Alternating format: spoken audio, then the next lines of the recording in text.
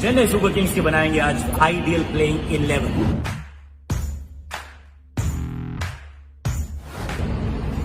अनिल कुंबले की 10 विकेट की कहानी हिस्टोरी में। नोवाक जोकोविच हुए डिस्क्वालीफाई स्पोर्ट्स रैप में। से पहले रोल बम्पर, कमाल का शॉट, अद्भुत, इसके आगे सारे फेल।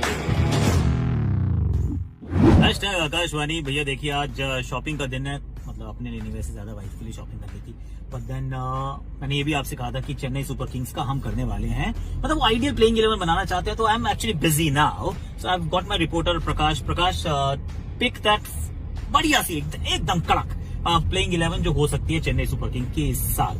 मैं चलता हूँ जरा। Okay Prakash, over to you. जी आकाश, आप करिए शॉपिंग, आपको तो मतलब ठीक है, आप इस शो का, आपका शो है ये, हैशटैग आकाशवाणी, हैशटैग प्रकाशवाणी तो है नहीं, तो ठीक है कोई बात नहीं, मैं काम करता हूँ। चेन्नई सुपर किंग्स जो पिछले साल के रनर्स अप रहे हैं, one of the most successful franchises रहे हैं, और महेंद्र सिंह धोनी की ये टीम रही है, और महेंद्र सिंह धोनी को हम दोबारा देख पाएंगे, इसके लिए मैं तो वैसे ही बहुत खुश हो गया हूँ। तो मैं सोच रहा हूँ कि नहीं, आप जा रहे हैं दुबई, मैं नहीं जा रहा हूँ, मैं यहीं रहूंगा, मैं टीवी पे देखूंगा। तो मैं टीम बनाना चाहता हूँ 11 खिलाड़ियों की, जिसमें अब रायना नहीं है, जिसमें अब हरभजन सिंह नहीं है, मुझे बहुत ज्यादा एक्स्ट्रा मेहनत करनी पड़ी है जो पहले नहीं हुआ करती थी।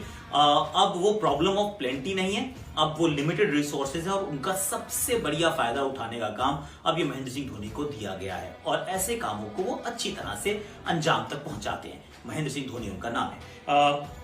मैं शुरू कर रहा हूं शेन वॉटसन से। At number 1 I am putting Shane Watson, और शेन वॉटसन की कहानी ये है कि अंतरराष्ट्रीय क्रिकेट नहीं खेल रहे हैं, तो ये इनके अगेंस्ट बात जाती है। ऐसा हमने पिछले साल भी कहा, ऐसा हमने उससे पिछले साल भी कहा, और उन्होंने दोनों साल बहुत गेंदबाजों को धोया।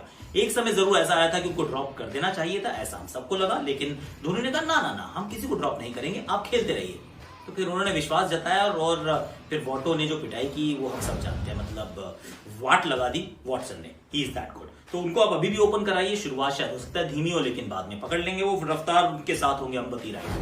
अब अंबती रायडू के साथ भी ये कुछ पिछले 12 महीने बड़े इवेंटफुल रहे हैं, क्योंकि वो रिटायर हुए, फिर वो अनरिटायर हुए, अब वो खेल रहे हैं आईपीएल, और आईपीएल में he has a point two prove, तो ये देखना पड़ेगा किस प्रकार की वो बल्लेबाजी करते हैं। But I will actually have him as an opener. तो एज एन ओपनर दोनों राइट हैंडर हैं, कोई लेफ्ट हैंडर बहुत ज्यादा इस टीम में है नहीं, और इस वजह से भी they are going to actually miss Suresh Raina a lot, क्योंकि वो थोड़ा सा ना फ्लेक्सिबिलिटी प्रदान करते थे, पर अब नहीं है तो नहीं है, उनके बिना जिंदगी जीने की आदत डालनी पड़ेगी।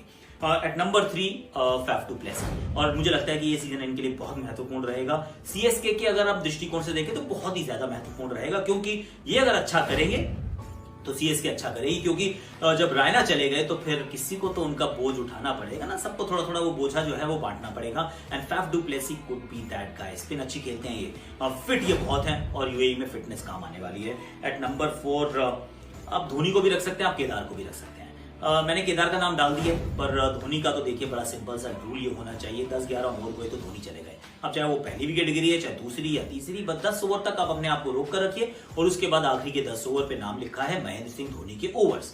तो वहां पर आप 4 पे केदार, 5 पे धोनी रख लेते हैं। चलिए 4 और 5 पे केदार और धोनी। अब यहाँ वो समस्या थी ना कि मुरली विजय को क्या आप खिलाना चाहते हैं। अब ये एक चीज जो है ये सोचनी पड़ेगी कप्तान धोनी को, कि क्या वो बल्लेबाजी में थोड़ा ज्यादा गहराई चाहते हैं, वॉटसन क्या आपको ओवर दे पाएंगे या नहीं दे पाएंगे, ये एक समस्या का मुझे लग रहा है कि एक प्रश्न चिन्ह इसके सामने लगा है। क्योंकि अगर आप विजय को खिलाते हैं तो विजय को आपको ओपन करानी पड़ेगी, तो फिर सब चीजों को थोड़ा नीचे, सब खिलाड़ियों को नीचे करना पड़ेगा। फिर Jadeja at 7, Bravo at 8, it is all right, लेकिन ऐसा धोनी नहीं करते हैं। धोनी अमूमन 7 बोलिंग ऑप्शन के साथ उतरते हैं, तो अगर 7 बोलिंग ऑप्शन के साथ उतरना है तो फिर धोनी के बाद at 4 is Kedar, at 5 is Dhoni, और the other way around. At number 6 you have to feel Jadeja. अब रविंद्र जाडेजा का जादू तो सर चढ़ के बोल रहा है, तलवार बड़ा बढ़िया काम कर रही है, बट देन ये जो सीजन है ये बतौर बल्लेबाज इनको बेहतर से भी बेहतर करना पड़ेगा, इनके ऊपर इस बार दारोमदार रहेगा। पहले वो सपोर्टिंग रोल रहता था इनका चेन्नई के लिए,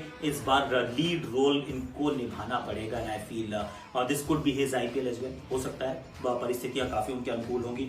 eight number 7 I have got Dwayne Bravo, अच्छे फॉर्म के साथ आ रहे हैं, सीपीएल ऑलरेडी खेल रहे हैं।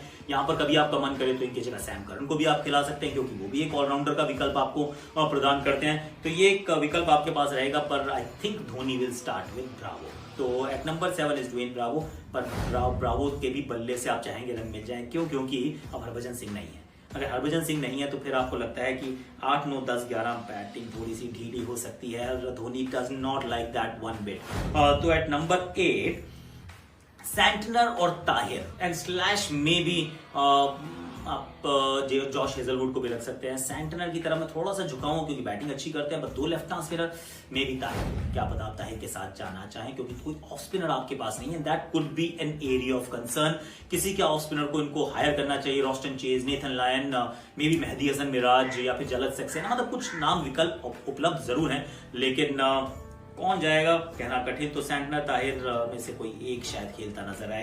Eight number 9 I've got Piyush Chawla. तो चावला जी जब फ्री हो गए केकेआर के साथ थे, पहले उससे पहले किंग्स 11 के साथ थे, बहुत पैसों में खरीदा है पीयूष चावला को, अब उनको खिलाना पड़ेगा, करण शर्मा से पहले खिलाना पड़ेगा, मुझे ऐसा प्रतीत होता है। At number 9 I've got Piyush Chawla, batting भी कर लेंगे। At number 10 I've got Deepak Chahar, और चाहर देखिए न्यू बॉल से पावर प्ले में बहुत अच्छी करते हैं गेंदबाजी, बहुत विकेट चटकाते हैं, और अब ये इंजरी के बाद वापस आए, तो कोविड नेगेटिव होकर वापस आए, तो अब उम्मीद यही है कि यहाँ से सिर्फ आगे की तरफ चलेंगे, पीछे मुड़ के नहीं देखेगा ये खिलाड़ी, क्योंकि इसको दीपक की तरह चमकना है। Is my personal favourite.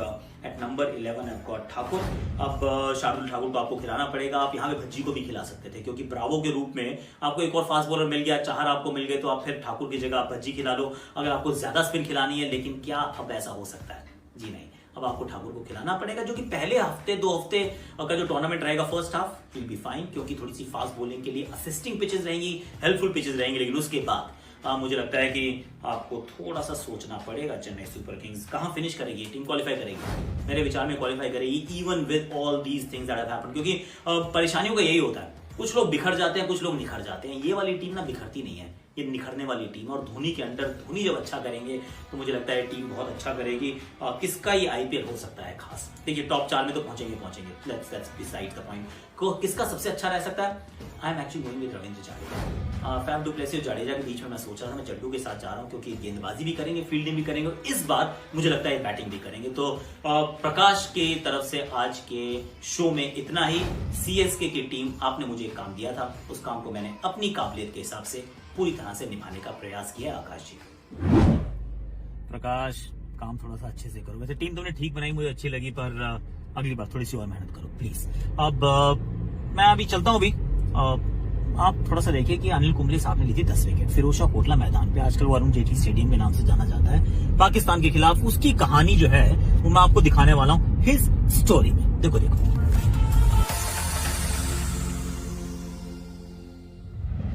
Indian team huddle में स्टेडियम का शोर बता रहा है कि ये मैच अब भारत के नाम हो चुका है। India versus Pakistan. इंडिया ने खड़ा किया 420 का विशाल स्कोर। पाकिस्तान 100 पर तो एक भी विकेट नहीं था, लेकिन 200 रन तक आते आते पाकिस्तान की टीम हुई ढेर। चलो अब काम समाप्त करो टीम इंडिया, काहे की है देर। देर है केवल इस टीम इंडिया के हडल के टूटने की और पाकिस्तान के बिखरने की। लेकिन यह हडल टूट क्यों नहीं रहा है? अब तो केवल एक ही विकेट की औपचारिकता बची है। अब इस बात पर कैसा सोच विचार? बहरहाल ये टूटी हडल और भारतीय टीम एक एक कर जाल की तरह फैल गई कोटला के मैदान में। ये आए कुंबले पेविलियन की ओर से हाथ में लेकर अपनी लेग स्पिनर। अरे अरे अरे एक मिनट डायरेक्टर साहब, जरा यहां रोक लगाइए। मैं एक बात बताना तो भूल ही गया, उम्र का तकाजा जो है भाई। सॉरी। तो बात ऐसी है कि ये जो आप 9 विकेट स्कोर बोर्ड पर देख रहे हैं ना, ये सभी, जी हां सभी 9 विकेट ये लिए हमारे कुंबले जी ने।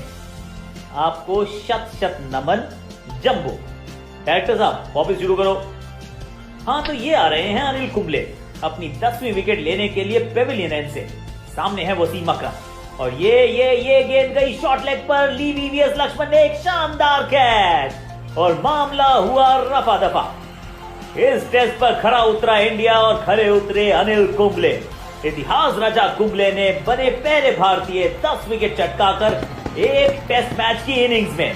अनिल सुपरस्टार कुंबले। रिपोर्टर, कैसा महसूस हो रहा है अनिल भाई? Wonderful, very very wonderful. बेहतरीन। लेकिन एक बात तो बताइए, 10 विकेट से पहले टीम हडल में इतनी लंबी चर्चा किस बात पर हो रही थी? टीम ने यह तय किया था कि वो मुझे 10वां विकेट लेने का मौका जरूर देंगे, लेकिन जब श्रीनाथ की बॉल पर कैच का मौका बना तो शायद सदगोपन रमेश ये टीम के फैसले को भूल चुके थे। वो भागे कैच पकड़ने के लिए, लेकिन उन्होंने ये कैच ड्रॉप कर दिया और अगले ही ओवर में मैंने अपना 10वां विकेट का रिकॉर्ड कायम कर दिया। शायद आज भगवान भी यही देखना चाहते थे। तो ये थी वो बैक स्टेज की कहानी, उस टीम हडल का छोटा सा सीक्रेट जो आज आप सबको पता चल गया। ऐसा पहली बार हुआ होगा कि टीम इंडिया ने और पूरे भारतवर्ष ने एक स्वर में उस क्षण में भगवान से कहा हो, भगवान करे ये भारतीय खिलाड़ी कैच छोड़ दे। और ऐसा ही हुआ, रमेश ने कैच छोड़ दी। श्रीनाथ के चेहरे पर अजीब सी खुशी आई और अगले ही ओवर में कुंबले ने 10 विकेट लेने का रिकॉर्ड बना दिया। इसे कहते हैं रिकॉर्ड, रिकॉर्ड पर लिखा है बनाने वाले का नाम।